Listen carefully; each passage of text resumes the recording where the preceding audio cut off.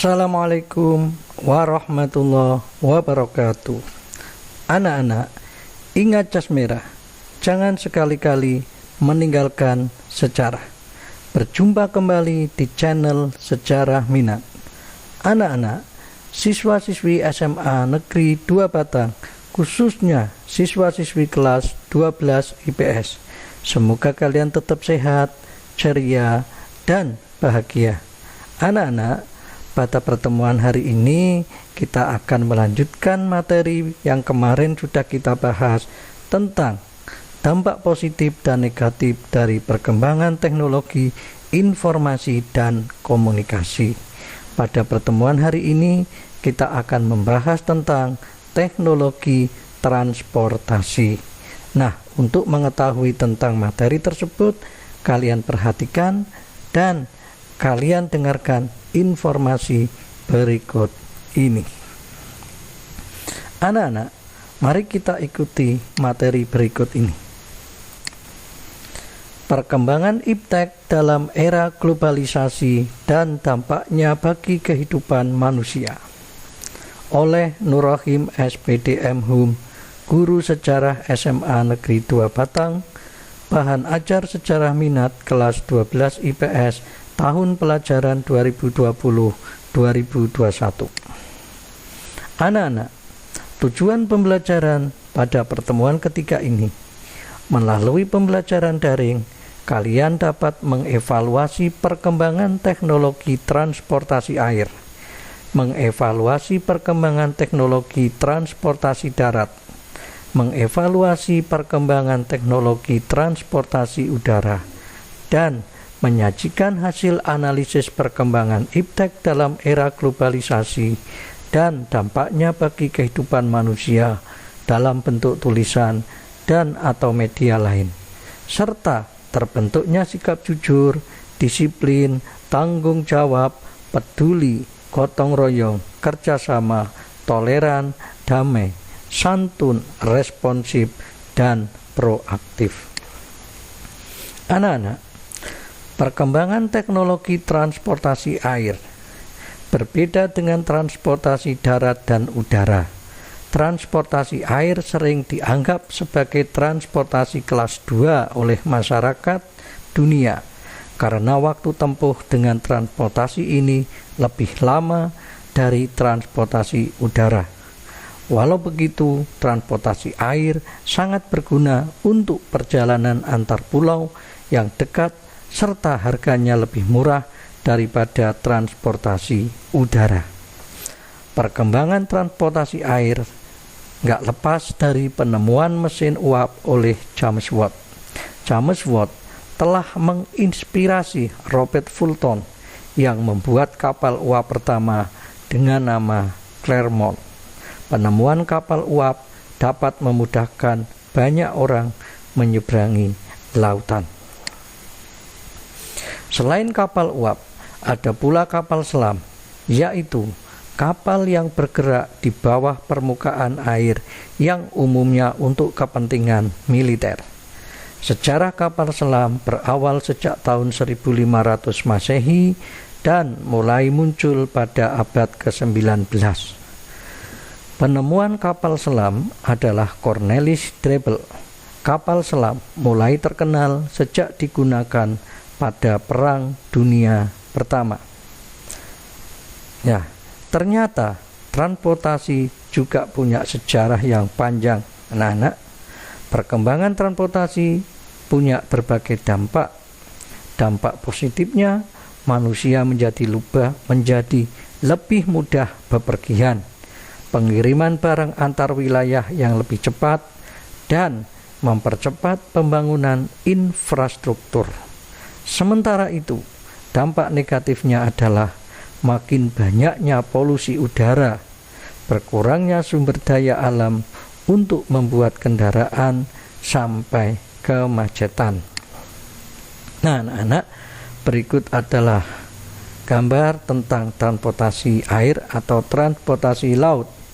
Ini adalah perahu bot, kemudian sampan, ini adalah jet ski, perahu motor cepat atau speedboat, kapal pesiar, perahu layar, kapal perang, kapal selam, dan kapal tanker.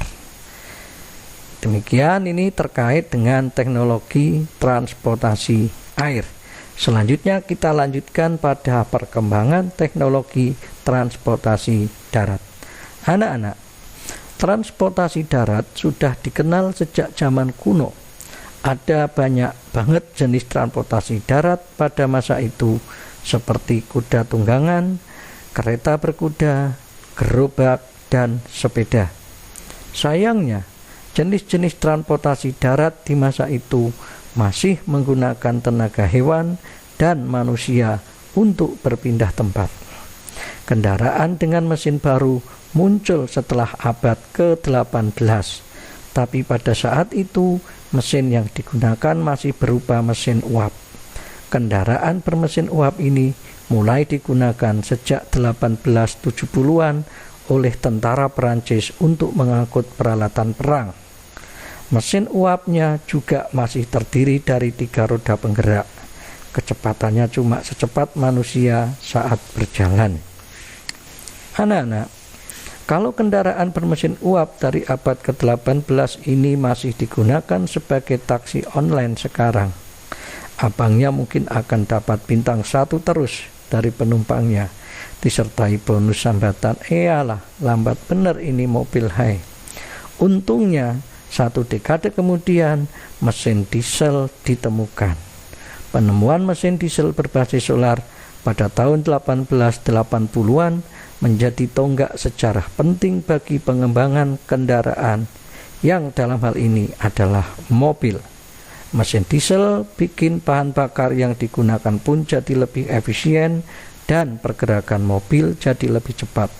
Mobil yang tadinya bergerak cuma secepat manusia berjalan, sekarang sudah bisa diajak ngebut. Nah, anak-anak, demikian adalah jenis-jenis dari teknologi transportasi darat. Ini sepeda, kereta api, ini sepeda motor, ini mobil, ini bis, ini mobil sedan, ini adalah bemo, kemudian ini mobil, dan ini adalah becak. Demikian gambar-gambar yang berkaitan dengan transportasi darat. Anak-anak, kita lanjutkan pada yang berikutnya adalah perkembangan teknologi transportasi udara. Penemuan mesin bagi mobil membuat manusia ingin terus berinovasi, hingga akhirnya lahirlah teknologi mesin terbang. Cikal bakal transportasi udara yang ada saat ini dimulai dari sebuah balon udara. Pada tahun 1782, Joseph dan Jacques Etienne berhasil menerbangkan balon udara setinggi 300 meter untuk pertama kali. Setahun setelah itu, Etienne bersaudara menaikkan bebek, domba, dan ayam ke balon udara yang berhasil terbang setinggi 500 meter. Balon udara kemudian berkembang hingga bisa membawa manusia sebagai penumpang. Perkembangan transportasi udara berikutnya ditandai dengan penemuan pesawat terbang yang dijuluki sebagai Kitty Hawk. Kala itu, pada tahun 1903, Orville dan Wilbur Wright merancang mesin pesawat terbang, hingga akhirnya rancangan pesawat terbang mereka bisa berguna mengangkut manusia maupun barang dengan jarak yang jauh secara cepat. Anak-anak, belum puas dengan mesin pesawat yang dirancang Wright bersaudara, tepat pada tahun 1905, seorang insinyur bernama Henry Konda dari Rumania mengembangkan mesin pesawat jet. Prinsip kerja mesin jet yang diterapkan pada pesawat adalah menghisap udara dari bagian depan mesin dan mengeluarkannya dengan laju tinggi dari bagian belakang mesin. Barulah pada abad ke-20 pesawat berukuran besar seperti Airbus dan Boeing mulai digunakan untuk penumpang. Nah, anak-anak, ini adalah gambar beberapa pesawat penumpang yang pada masa ini sangat bermanfaat bagi perkembangan transportasi udara. Nah, anak-anak, pada kegiatan berikutnya kita pada pertemuan hari ini adalah latihan uji kompetensi 3. Sebagai tugas mandiri, kalian kerjakan beberapa soal berikut. 1. Evaluasilah perkembangan teknologi transportasi air. 2. Evaluasilah perkembangan teknologi transportasi darat. 3. Evaluasilah perkembangan teknologi transportasi udara. Kerjakan beberapa soal ini di buku tulis siswa Mapel Sejarah Minat kelas 12. Kemudian difoto dan diupload ke aplikasi Jaga Ratu maupun ke aplikasi yang lain yang nantinya akan kami beritahukan. Nah, untuk menjawab beberapa soal ini, kalian bisa melihat pada materi yang sudah saya share di aplikasi Jaga Ratu maupun aplikasi yang sudah saya share di grup WA kelas. Demikian anak-anak, semoga bermanfaat. Sekian, terima kasih. Wassalamualaikum warahmatullahi wabarakatuh. Salam historia.